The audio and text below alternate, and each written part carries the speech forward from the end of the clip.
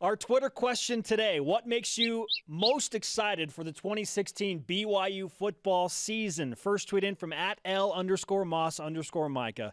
Having a coach who I think literally bleeds blue. The way Kalani talks about BYU makes me so excited. Use the hashtag BYUSN. And speaking of the blue-blooded coach, Kalani Sitake in Studio B. Coach, nice to have you with us on the Media Day special. Thanks for having me on. You guys had a bunch of my staff members on, so that's great that I get to join the crew sometime. Yes. I'm digging the polo, by the way. For those listening on radio, it's a stronger gray, like a darker gray with royal blue. You love some royal blue. You try and use that whenever you can, right? Yeah. I don't know what I like about it. It's just I grew up wearing the royal blue, so it's a childhood thing. It pops. It does, and I don't know if it's slimming, but I think it is. So like black? Yeah. Like black slimming is royal it's blue the new slimming. black. I saw somebody tweet about your haircut, Coach, and said they need to go to your barber. Is this special for Media Day? Yeah, well, it's my barber. I mean, if you've seen James the Mormon video, then he's on there too. So the barber is. Yeah, Villarino. He's a childhood friend of mine, and we're really close. So yeah, he takes care of my hair. So I don't know. I'll take anything that will make me look better and take the focus off of this and up here and to the clothing. So thank you for making that happen. There we go. Now everyone's just looking at the royal blue sleeves, the collar, and the They're hair. just looking at you. Yeah. I don't know if you knew this, but you're the head coach. Everyone's going to be looking at you all year, regardless of haircut or clothing. Today's Media Day. Your first Media Day as a head coach, first Media Day in college football. What do you hope the message is at the end of the day about today? Well, I just want to highlight the players first, and I know, a lot of the coaches, because they're brand new, and people want to see how the program's going right now, and I just want to highlight the people that are involved in the program, and first of all, just the players that are so important to us, and they've been great. They've worked extremely hard on the off season. We have a month left to go before camp, and looking forward to those guys taking advantage of all the time they have in the off season.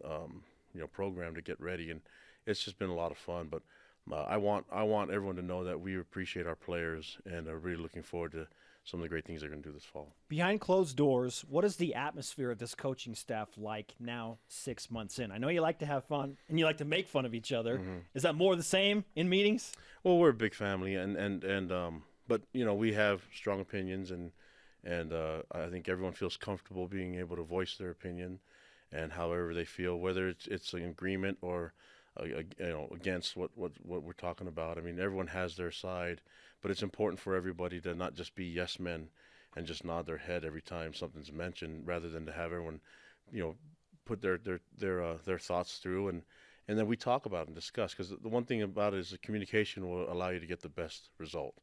And I don't have all the answers as the head coach, but I think as a group, and as a unit, as a coaching staff and support staff, we can come to the right conclusion, which is how to take better care of our players, and take better care of our players, and how to take better care of our program, and to make sure we represent the church and the school the right way.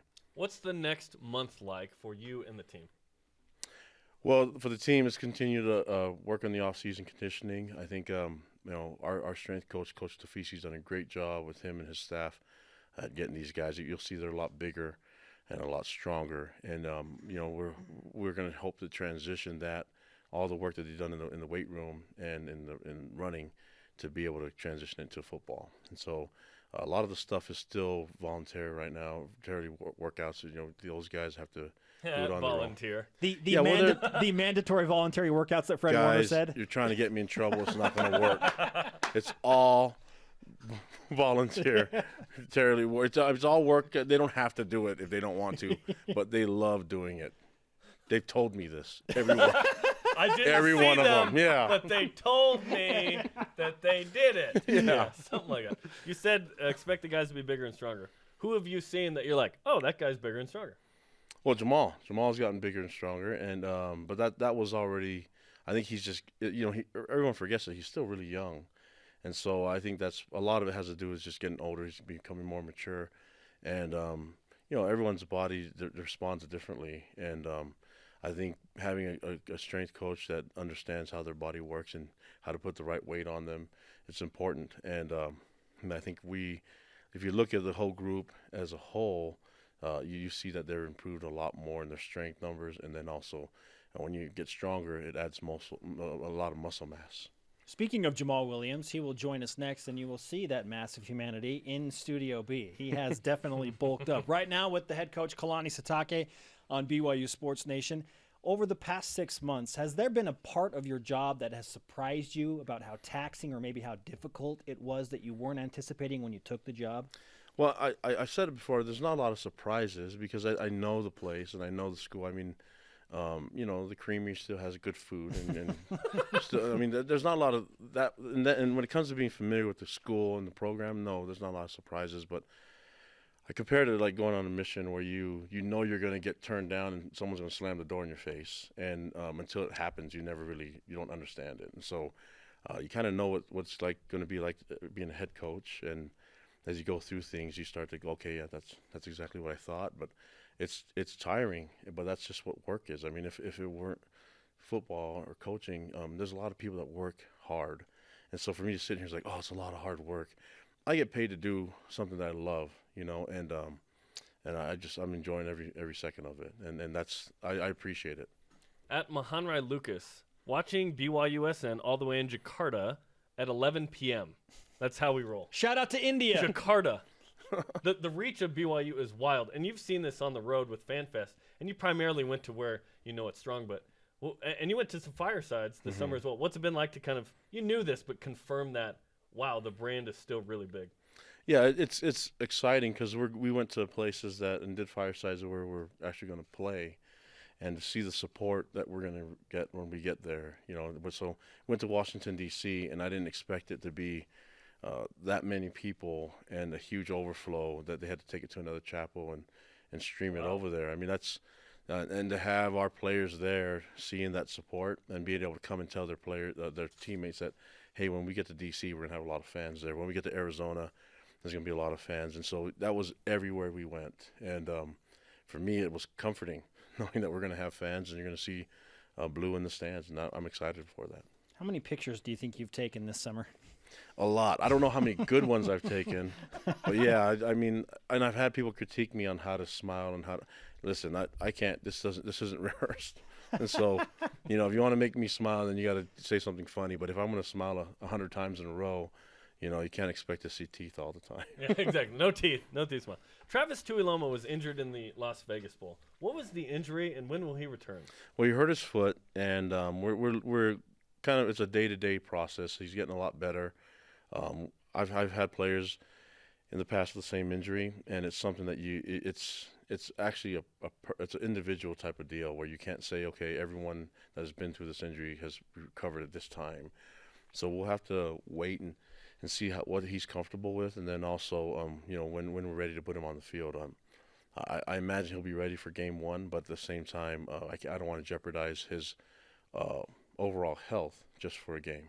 So we'll work with him and be really careful in how we approach this with the medical staff, and I think we'll get him on the field. That's the most important part. By the way, I said shout out to India. It's Indonesia, where Jakarta is.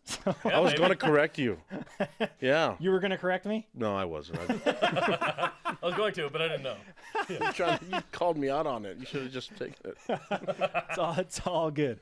Every coach kind of has their pillars and their goals that they set up for the program. Bronco Mendenhall kind of made his very visual for the fan base and for the team. Have you done that with your staff, or is that something that's just kind of going to evolve as you start to play actual games? Meaning like he would say, we want to score 24 points a game. We want to rank in the top 25, win a bowl game. Be Utah. Well, I really believe, and first of all, I'm very thankful to what Coach Mendenhall did for the program, and Coach Croton before him, and Coach Edwards, and so they're all BYU. So I'm all about BYU, and I'm not trying to tear down anything that's already been established.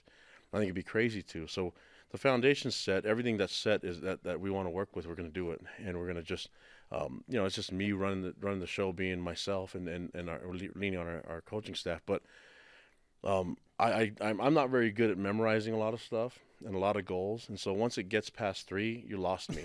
And so I'm going to keep it simple, and we want to win every game. We want to win games, and as we establish our identity on offense, defense, and special teams, and establish our identity as a team. I think when we utilize our strengths and we get on the field, we'll see that gel together and come together. And then it's hard to make a statement ahead of time, but we know what we want to do, and that's involving winning games. And so we want to beat Arizona. That's what we're focused on right now. We want to have our team ready for that game, and then we'll go. It's a week-to-week type deal. Expecting a huge turnout in Glendale for that game. Yes, we are. We've heard lately that there have been more BYU tickets sold than Arizona right now, so hopefully that trend will continue. That's beautiful. That means that we have a lot of fans already that bought their tickets, and at the Fan Fest that we had there in the Fireside, we did 2 firesides there. There was a huge amount of support, and so we're excited to be there. And also, Arizona State fans can join and cheer for us too. That'd be great. I'm actually promoting friendly rivalry, and then I'm recommending that Arizona State fans. BYU wants that was a joke to show up. Yeah. Well, that was a joke. Nobody go out there and take it out of context. Kalani Sitake says Arizona stinks. No, come on. I have a lot of friends from a lot of the schools in Pac-12. But we want to win. We talked about winning. I'm joking. I'm having fun. Yeah. It's June. Good to have you Nobody's with us. going to remember this in September.